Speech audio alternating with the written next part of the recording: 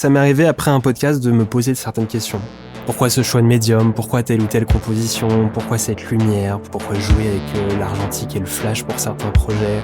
C'est une formation accélérée, en fait, le podcast. C'est ça qui est vraiment intéressant. Et après, moi, j'ai mon approche singulière de la photographie qui va évoluer aussi, mais qui sera pas forcément toujours en lien avec, grâce ou à cause des invités que j'ai eus.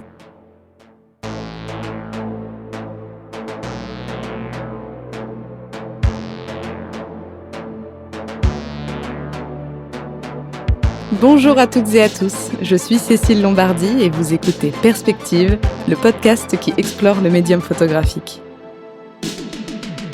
Qu'elle soit plasticienne, documentaire, de mode, de paysage ou encore de portrait, la photographie en dit long sur nos sociétés contemporaines et la façon dont nous les représentons. Tous les mois, je vous propose de partir à la rencontre de celles et ceux qui se consacrent au médium et de découvrir leurs interprétations esthétiques et sémantiques de l'art photographique.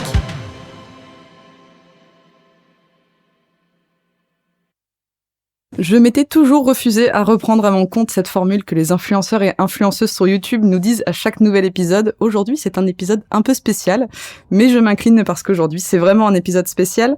Si vous êtes de grands amateurs de photographie, comme c'est probablement le cas, vous n'avez pas pu passer à côté d'Alyosha Boy, réalisateur du podcast Vision, également consacré à la photographie.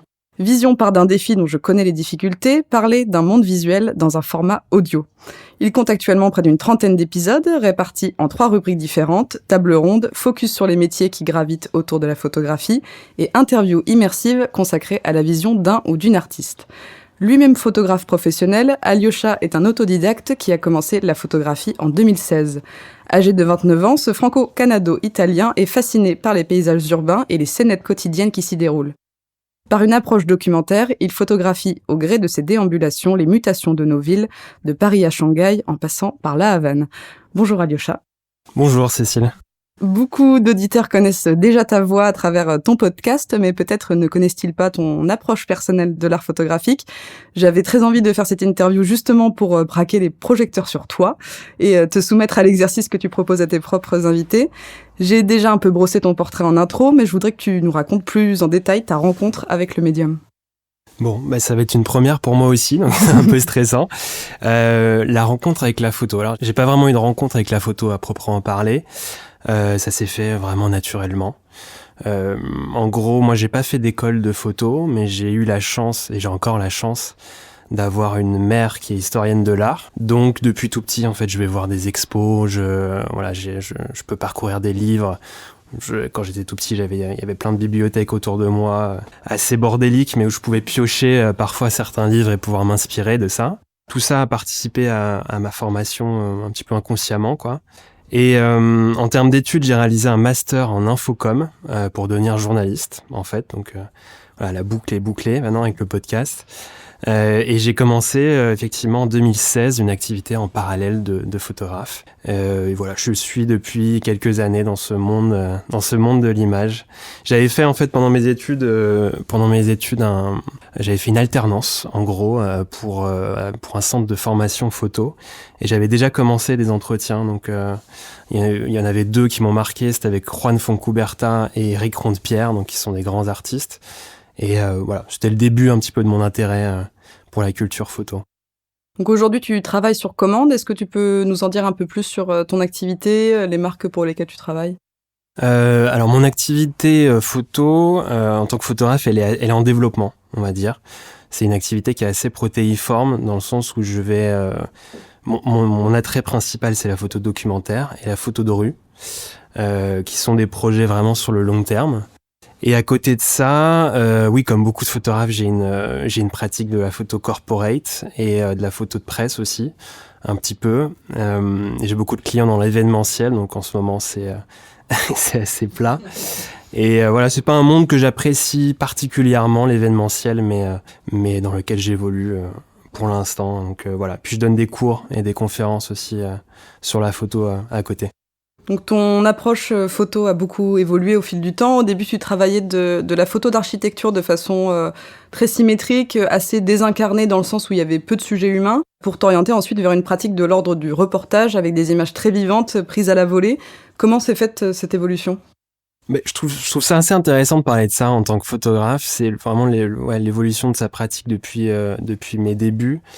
Alors, j'ai commencé par la photographie d'architecture et d'urbex, qui est des photos de lieux abandonnés, en gros. C'était des photos qui ont participé à mon apprentissage de la photographie, pour être clair. Donc, vraiment comprendre la composition, comment jouer avec les lignes, la symétrie, ou tout simplement la technique, en fait. Quel appareil choisir, quel objectif choisir. Donc, j'ai été, entre gros guillemets, connu sur Instagram. Quand je dis connu, c'est mis en avant par Instagram. Ils ont... en gros, proposer mon profil à des nouveaux utilisateurs. Ça, c'était en 2016-2017, donc ça remonte un petit peu. Et j'ai développé ma communauté grâce à ça. C'était assez plaisant ces années-là. On faisait des photos avec des amis. On allait de spot en spot, des lieux un peu photogéniques. C'était un peu comme une chasse au trésor, qu'on avait une carte et on essayait de trouver des endroits plus ou moins connus, d'ailleurs souvent très connus en fait. Et au bout de quelques années, en gros, cette pratique de la photo a commencé à moins m'intéresser. Bon, il faut savoir déjà que je suis pas quelqu'un de très patient, donc rester pendant quelques minutes, quelques heures avec un trépied à trouver la bonne composition, à faire des pauses longues, bon, c'est pas forcément le truc que je préfère. Donc voilà, j'ai commencé à documenter, à faire de la photo plus documentaire, plus de rue, à m'intéresser à l'humain. Voilà, à son interaction avec l'environnement urbain. Mon approche, elle évolue au fur et à mesure du temps et aujourd'hui, c'est vraiment ce que j'ai envie de faire le plus. Est-ce que tu as des grandes sources d'inspi qui influencent ta pratique? Des grands noms, des petits noms? Ouais, j'en ai pas mal. En fait, l'inspiration, moi, ça change tout le temps. Ça évolue aussi avec le temps, comme mon approche. Déjà, avec le podcast, tous les mois, toutes les semaines, je découvre une nouvelle photographe. Donc ça, c'est sympa. Après, j'ai commencé la photographie en étant inspiré par des grands coloristes. Eggleston, Alex Webb, Harry Gruyert, voilà, ce type de photographe-là qui m'inspire encore aujourd'hui. Et là, récemment, j'ai découvert une photographie un peu plus brute. Donc, soit avec le flash. Je pense par exemple à Mark Cohen, à J.H. Ekström, qui est un photographe suédois, donc je prononce sûrement très mal le nom. Et voilà, Di Corsia aussi pour son travail au flash, donc j'ai plusieurs inspirations comme ça. Et puis, façon plus bateau, mais je suis aussi inspiré par les amis photographes qui m'entourent. Je pense à Paul Mougeot, par exemple, qui est un photographe qui fait de la photo de rue, principalement de façon assez brute aussi, et ça me plaît beaucoup. Donc la liste continuera à s'agrandir au fur et à mesure du temps. Ouais. Quand je regarde ton travail, il me vient le terme d'éclatant. On est sur des photos très contrastées, des couleurs assez ardentes, une impression de dynamisme. Comment t'appréhendes ton rapport à l'esthétique ? Alors deux choses, effectivement, je suis attiré par les couleurs qui sont assez vives, les contrastes, les lumières, le jeu d'ombre et lumière, c'est vrai que ça m'intéresse beaucoup. Après, mon rapport à l'esthétique, il est assez paradoxal puisqu'il a changé avec le temps. Avant, voilà, je donnais une importance à cette esthétique-là, c'est-à-dire que tout était contrôlé, les compositions peigne fin, voilà, je savais quel type de lumière je voulais choisir, donc je partais à Cuba ou en Inde pour ça, parce que je savais que c'était les lumières qui me plaisaient. Et aujourd'hui, je pense que je donne moins d'importance à cette esthétique-là. Je fais juste des photos, voilà, avec mon approche singulière, sans trop donner d'importance à ça. Le problème de l'esthétique, en fait, c'est qu'on est vite, je trouve en tout cas, enfermé dans une case. Je pense par exemple à des photographes qui vont faire des photos qu'en couleur ou qu'en noir et blanc. On a du mal après à se détacher de cette image-là. Et moi, à mes débuts, là, comme je te disais, on me nommait photographe d'architecture, photographe d'urbex. Et je trouve ça dommage d'enfermer les photographes dans une case, surtout au début de sa pratique-là. Moi, mon approche, elle va évoluer avec le temps. Et le but, c'est vraiment de m'intéresser à des nouveaux médiums, à des nouvelles approches au fur et à mesure. Et peut-être m'éloigner aussi au fur et à mesure d'une approche trop esthétisante de la photographie. Ouais. Et est-ce que la technique occupe une place importante dans ta pratique, de façon générale ? Non, alors, c'est-à-dire qu'avant, oui, parce que j'ai découvert la photo et la technique est assez importante au début. Moi, je donne beaucoup de cours photo sur la technique et je le vois. C'est-à-dire que beaucoup de gens sont stressés au début de voilà comment gérer l'ouverture, la vitesse, ces genres de notions-là. Et aujourd'hui, je m'en suis complètement détaché. Donc, je sais comment faire des photos assez rapidement et quels réglages utiliser. Après, sans parler de technique, je parlerais plutôt de médium. C'est-à-dire que là, je fais des photos principalement en numérique. Et je pense que avec le temps, je vais m'intéresser de plus en plus à l'argentique Et aussi, voilà, pour certains projets, l'utilisation du flash, par exemple, voilà, des choses comme ça. Lorsque tu rentres chez toi et que tu commences à trier tes photos, quels sont les éléments qui jouent consciemment ou inconsciemment sur ta sélection? Généralement, je prends beaucoup de photos. Donc, comme je shoot en numérique, je prends beaucoup de photos, souvent en mode rafale. J'essaie aussi de me donner le défi, vraiment de me lancer le défi, de prendre photo par photo et de capturer vraiment la scène quand je la trouve, alors pas parfaite, parce que rien n'est parfait en photographie, mais quand, voilà, de mon côté, elle me plaît. Mais voilà, ça se fait assez naturellement. C'est-à-dire que je supprime les photos qui ont moins d'importance par rapport au projet global, en fait, tout simplement.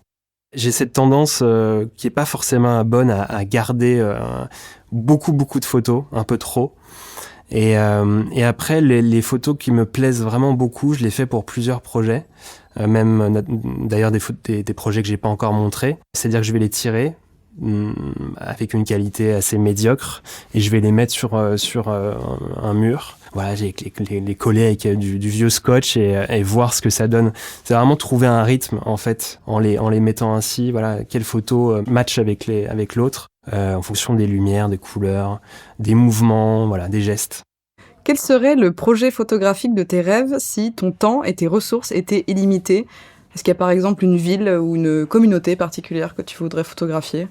Ouais, j'ai pas forcément de projet de mes rêves, enfin un projet qui me vient à l'esprit comme ça. Moi, ma mère est canadienne et mon père est italien, donc j'ai envie de documenter ces deux pays-là en fait sur le long terme. C'est-à-dire que moi, quand j'étais petit, j'ai beaucoup déménagé. J'ai vécu au Canada, j'ai vécu en France, à Berlin, etc. Donc j'ai beaucoup d'attaches en fait partout un peu dans le monde, et c'est une chance finalement. Mais je me suis rendu compte que j'ai pas assez documenté ces pays-là, donc j'ai commencé en Sardaigne parce que mon père vient de là, et j'ai commencé à documenter, à faire un projet sur ma grand-mère il y a quelques années que là je suis en train de faire. De finaliser et de documenter tout le pays. Donc je pense que j'attache une importance au territoire, mais à son évolution, d'une manière géographique, d'une manière démographique, mais je suis très attaché à ces deux territoires-là, notamment le Canada et l'Italie. Donc voilà, dans le futur, je pense qu'il y aura des projets qui vont naître sur ça. Je voudrais maintenant que l'on parle de Vision, podcast créé en mai 2019, si je ne me trompe pas. Comment t'es venue l'idée de lancer ce projet ? Alors l'idée c'est tout simple, c'est-à-dire qu'en fait quand j'ai commencé Vision, et je dis bien quand j'ai vraiment commencé Vision, il y avait peu ou pas de podcasts portés sur la culture photo, en tout cas francophone. Il y avait beaucoup de podcasts sur la technique, voilà, ce genre de choses. Et donc j'avais envie de créer un média autour de la photographie, et j'avais comme idée de mettre en avant la photographie, l'image, par le biais du podcast, qui est un défi que tu connais. Mais voilà, j'avais vraiment envie de faire ça, ouais. Ok, et du coup, pourquoi un podcast et pas un blog ou même une chaîne YouTube ? Bah déjà, moi-même photographe, j'ai côtoyé beaucoup de photographes ces dernières années, et j'ai remarqué que voilà, les photographes sont pas trop enclins à se montrer, soit en vidéo, soit à être pris en photo. J'ai découvert d'ailleurs un compte là ce matin, au moment de l'enregistrement, un compte qui s'appelle Photographers Photographied. Donc c'est que des photographes qui se font photographier et on sent qu'ils sont pas trop à l'aise.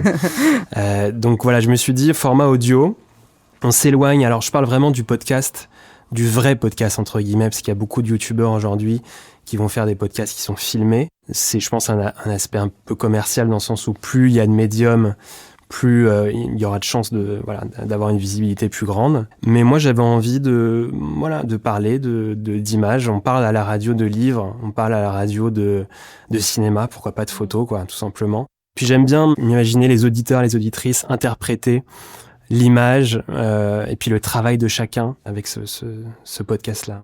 Ok, donc c'est vrai que le podcast était vraiment un choix conscient, entre guillemets, c'était pas une solution un peu par défaut, t'as vraiment pensé au fait que les gens, par exemple, seraient plus enclins à te dire oui pour les... Moi, je l'ai pas trop pensé comme ça au début, c'était un peu comme une sorte d'entre-deux un peu confortable entre le blog écrit et la chaîne YouTube. Et finalement, beaucoup de personnes, enfin beaucoup, Pas mal d'invités me disent qu'ils n'auraient pas dit oui à l'interview si ça avait été filmé, par exemple. Oui, c'est ça. Après, il y a toujours des parallèles à faire entre l'écrit et l'audio, hein. C'est-à-dire que, comme toi, on a un Instagram, donc on montre beaucoup de photos aussi par ce biais-là. On a un site. J'essaie d'écrire de plus en plus de textes. Au début, c'était pas du tout le cas. C'est-à-dire que j'essaie vraiment de donner l'importance qu'a l'audio. Et je me rends compte que je prends du plaisir aussi à écrire. Grâce à ma formation de journaliste, voilà. C'est quelque chose qui prend beaucoup de temps, quoi. Écrire, préparer les podcasts, les faire, voilà, ça prend énormément de temps. Et comment tu définirais ta ligne éditoriale si tu devais en décrire l'esprit à quelqu'un qui ne connaît pas Vision ? La ligne édito, elle est assez large. C'est-à-dire qu'on a 3 formats, nous, de notre côté. On a un format épisode, donc c'est le format initial du podcast. On a commencé comme ça, qui a un débat autour d'un sujet. Donc on avait généralement 2 à 3 invités autour d'un sujet précis. Le problème de ce format-là, c'est que avec le Covid, il faut un lieu d'enregistrement et il faut être à plusieurs dans une pièce qui est fermée sans fenêtre ouverte. Donc c'est assez compliqué. Donc on s'est dirigé vers d'autres formats. Il y a eu Focus sur les métiers autour de l'image, qui moi me passionne vraiment, particulièrement parce que je parle à des acteurs et des actrices de ce monde de l'image-là. Ça peut être une icono avec Tess Rimbaud, ça peut être Diamantino Quintas, qui est un grand tireur-filtreur, etc., etc. Donc je rencontre beaucoup de gens dans ce monde de l'image. Et puis là, on a lancé Vision, donc titre éponyme du podcast, pour mettre en avant les photographes. Donc on n'entend pas ma voix. Et c'est vraiment les photographes qui s'expriment librement sur la photo en général. Donc voilà, c'est assez large. J'ai envie de parler de beaucoup de sujets, tout en restant vraiment axé sur la culture photo. Donc peu ou pas de technique. Parfois c'est essentiel parce qu'il y a certains photographes qui vont parler de ce projet-là, je l'ai fait au moyen format, pourquoi ? Et ça m'intéresse, mais j'essaie d'en parler le moins possible, on va dire. Parce qu'il y a des gens qui le font très bien, en fait. Oui, puis les contenus autour de la technique, il en existe vraiment à foison pour le coup. Tout à l'heure, tu as dit nous, parce que derrière Vision, il n'y a pas que toi. Tu travailles également avec un monteur, une monteuse et une designer. Pourquoi ? Est-ce par volonté de gagner du temps, de travailler en équipe, d'améliorer la qualité de ta production, un peu des trois ? C'est une volonté de travailler en équipe déjà, parce que moi, j'ai du mal à faire des projets complètement seul. Au début, j'étais seul et je l'ai un peu regretté parce que comme je viens de le dire, ça demande beaucoup de temps de faire un podcast. Donc on en sort quand même pas mal par mois. Donc voilà, ça me libère un petit peu d'un poids de pas faire le montage et le graphisme. Puis voilà, je trouve ça sympa d'avoir des visions assez différentes autour sans mauvais jeu de mots. Autour du podcast, sans mauvais jeu de mots, voilà. C'est vraiment important le travail d'un monteur ou d'une monteuse parce que voilà, il va couper tous les blancs, les hésitations, les petits moments de réflexion qui sont parfois importants pendant un podcast, mais que j'ai parfois pas envie de garder. Est-ce que tu peux raconter un peu à nos auditeurs et auditrices comment tu passes de l'idée d'un ou d'une invitée à la diffusion de son interview sur les plateformes d'écoute ? Alors, je découvre le travail d'un photographe, on me conseille le travail d'un photographe. C'est arrivé de plus en plus qu'on me conseille d'ailleurs le travail d'un photographe. Ce qui me plaît un petit peu moins, dans le sens où je me sens un petit peu moins libre. Après, c'est moi qui fais le choix final, quoi qu'il arrive.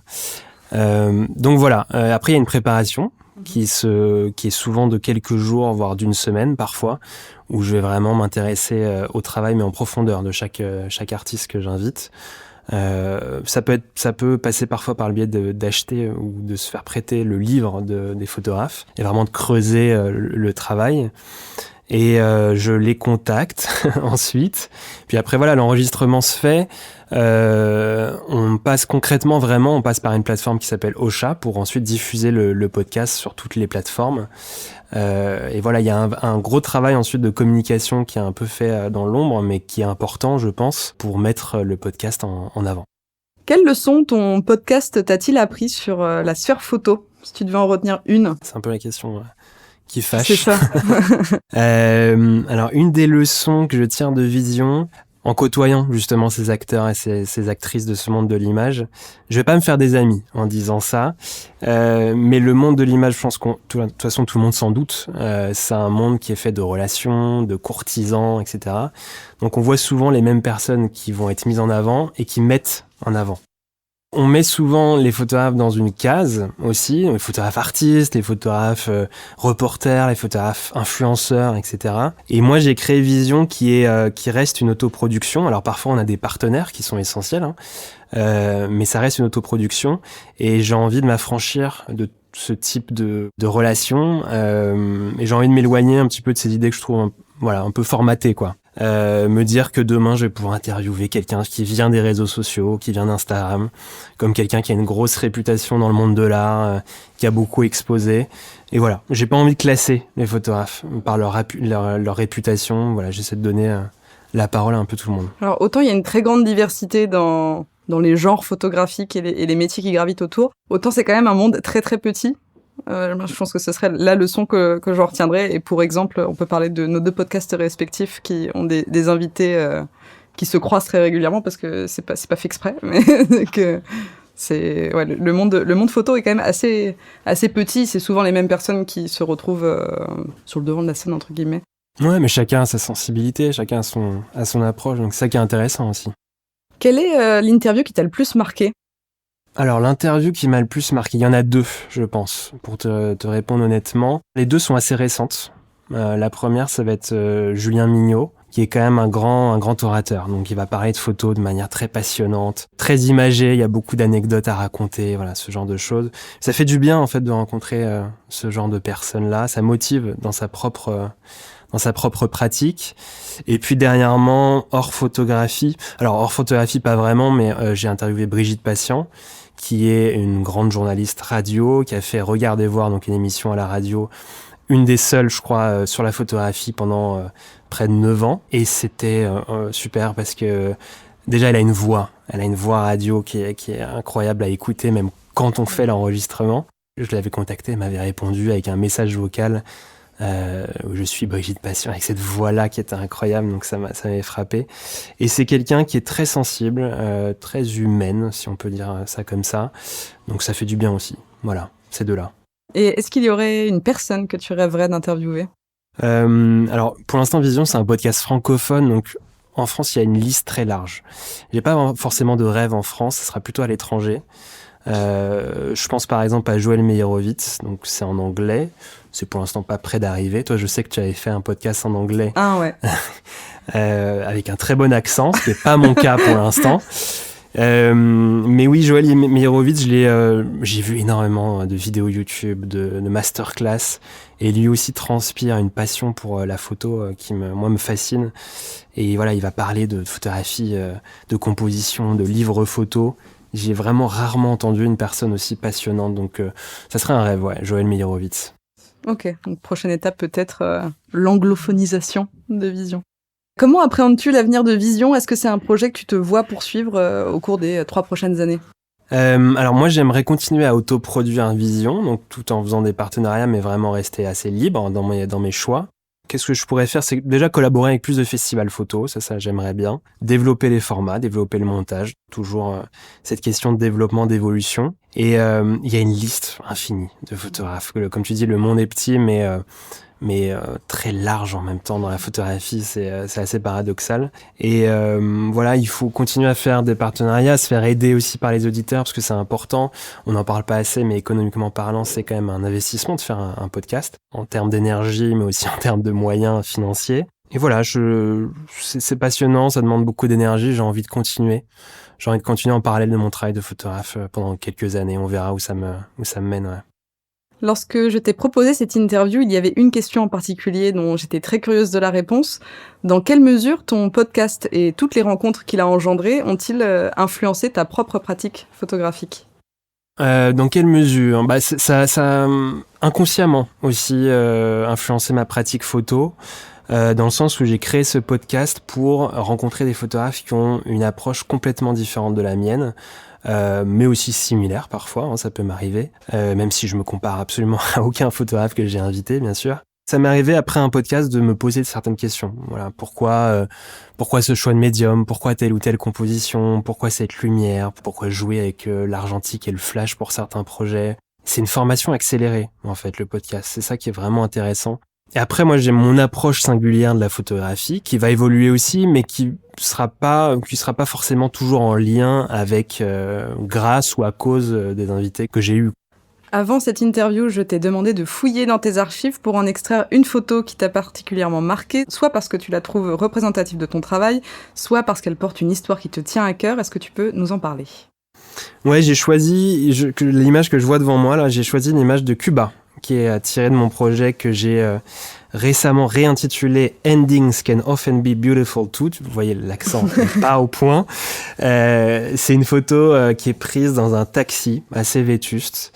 En fait, j'étais avec mon ami Paul Mougeot, on en parlait juste avant. On était allé à Cuba pour faire vraiment des photos de rue, principalement. Et on était allé à Corimar, qui est un petit village de pêcheurs qui a beaucoup influencé Ernest Hemingway, qui est magnifique. Et on n'a pas vu le temps passer, donc il était, je crois, à 19h30, 20h.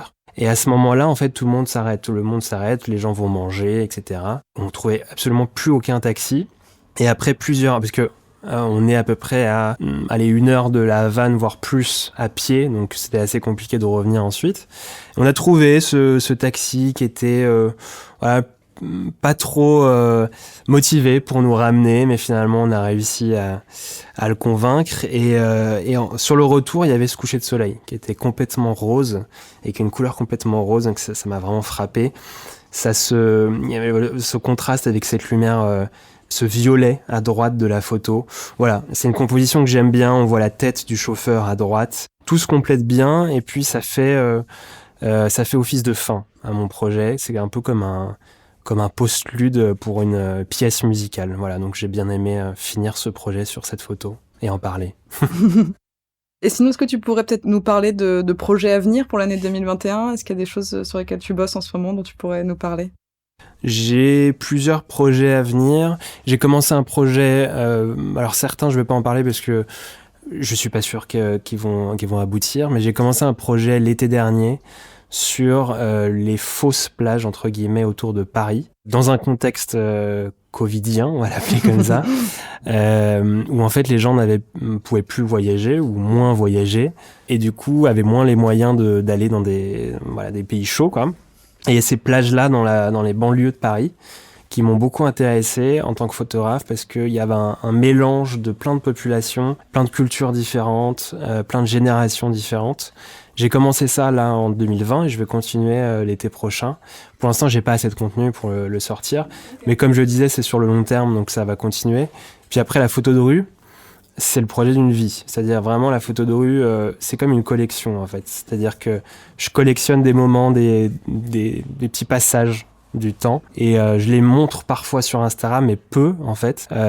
Et je les montrerai sous un format, j'espère, de livre, parce que j'en ai parlé avec une maison d'édition à un moment, dans le futur. Super.